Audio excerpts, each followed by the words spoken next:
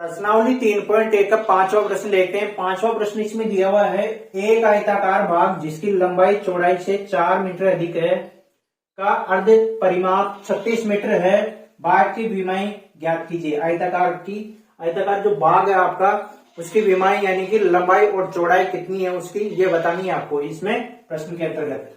तो यहाँ पर हम इसमें देखते हैं, प्रश्न बहुत इंपॉर्टेंट प्रश्न ये, बहुत ठीक है, अच्छे से देख लीजिए इसे। माना एक आयताकार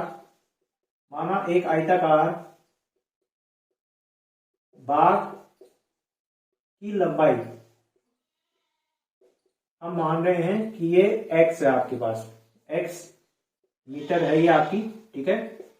इसी प्रकार से इसकी चौड़ाई क्या हो जाएगी, चौड़ाई हम मान लेते हैं कि y है, ठीक है, y मीटर है। ये चीजें इस वजह से लिखी जाती है क्योंकि हमें पता रहे कि x क्या है, y क्या है।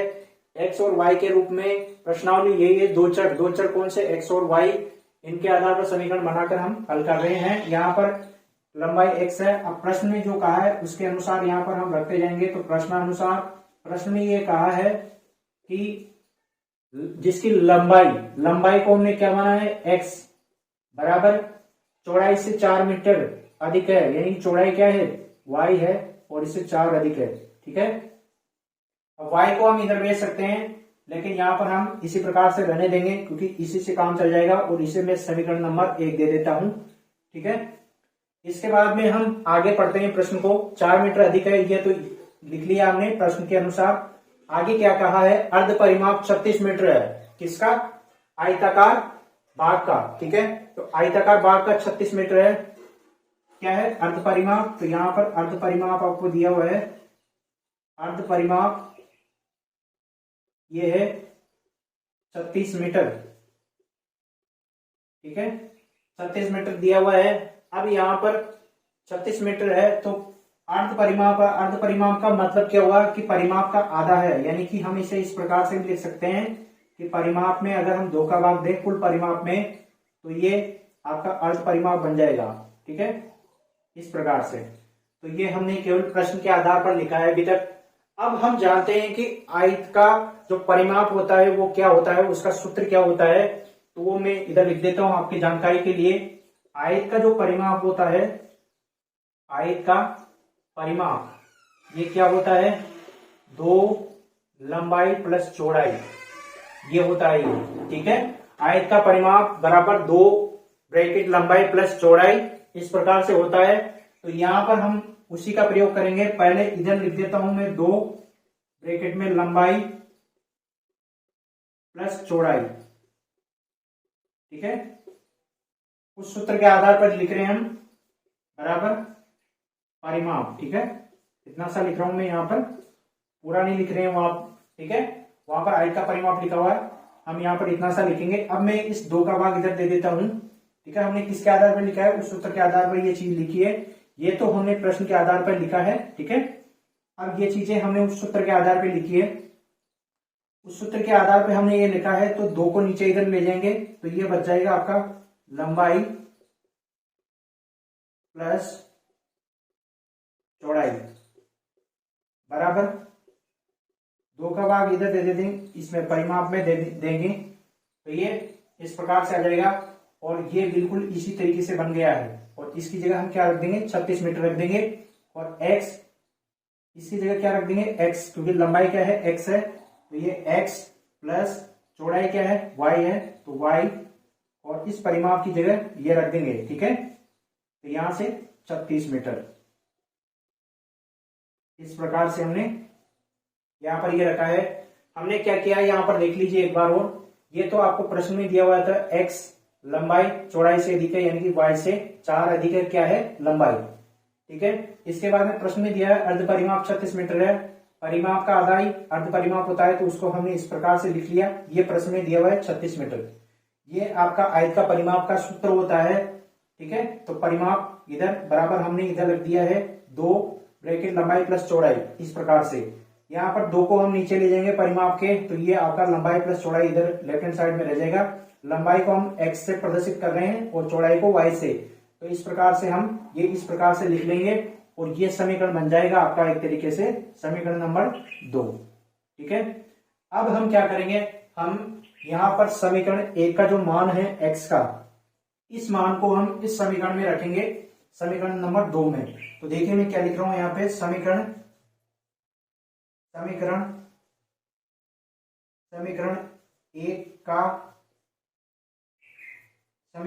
एक का मान समीकरण 2 में या ऐसे लिख देते हैं इसे, समीकरण 2 में समीकरण 1 के x का मान रखने पर, कौन सा मान, x वाला मान रख रहे हैं, ये वाला मान। ठीक है, इसको डायरेक्ट इसकी x की जगह y+4 रख देंगे। ठीक है, यहां पर जो x है इसकी जगह, तो यहां पर समीकरण 2 ये वाला समीकरण पूरा, इसमें x की जगह हम क्या रख रहे हैं, y+4। ठीक है, प्लस यहां पर y है बराबर 36। ठीक है, इस प्रकार से हमने लिखा है। एक बार और देख लीजिए ध्यान से, इधर समीकरण 2 ये दूसरी समीकरण रही आपकी, में समीकरण 1 ये समीकरण 1 रही के x का मान, ये x का मान क्या है, y+4। तो इस x की जगह, इस समीकरण 2 में x की जगह हमने क्या रख दिया है, ये वाला मान रख दिया है। ठीक है, समीकरण 1 का, तो y+4 इस प्रकार से आ जाएगा, इसे हम हटा देंगे फिलहाल तो। ठीक है, तो यहां पर एक y ये रहा और एक y ये रहा, ये हो जाएगा आपका 2y। ठीक है, +4 बराबर 36। ठीक है, y को और y को जोड़ेंगे तो 2y हो गया, प्लस ये 4 यहां पर आ जाएगा। ठीक है, अब इस 4 का पक्षांतर इधर राइट हैंड साइड में करेंगे हम। ठीक है, कहां पर, राइट हैंड साइड में, तो ये आ जाएगा 2y बराबर 36 माइनस का 4। ठीक है, हम इधर लिख लेते हैं। अब 36 में से 4 घटाएंगे तो ये आ जाएगा 2y बराबर 32। ठीक है, 36 में से हमने क्या घटाया है, 4 घटाया है, तो y, अब इस 2 का भाग 32 में दे देंगे तो y का मान आपके पास निकल के आ जाएगा 16। ठीक है, अब y का मान आपके पास में आ गया है, तो y के मान को आप समीकरण 1 में रख दीजिए। y के मान को समीकरण 1 में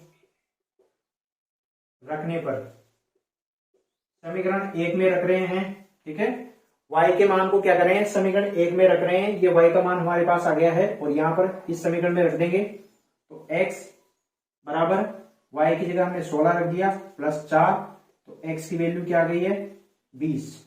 ठीक है, तो x का मान 20 आ गया आपके पास में और y का मान आ गया आपके पास में 16।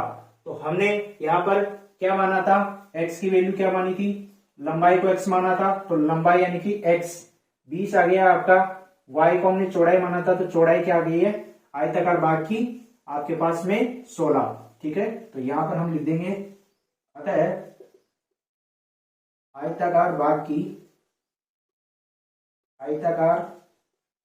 भाग की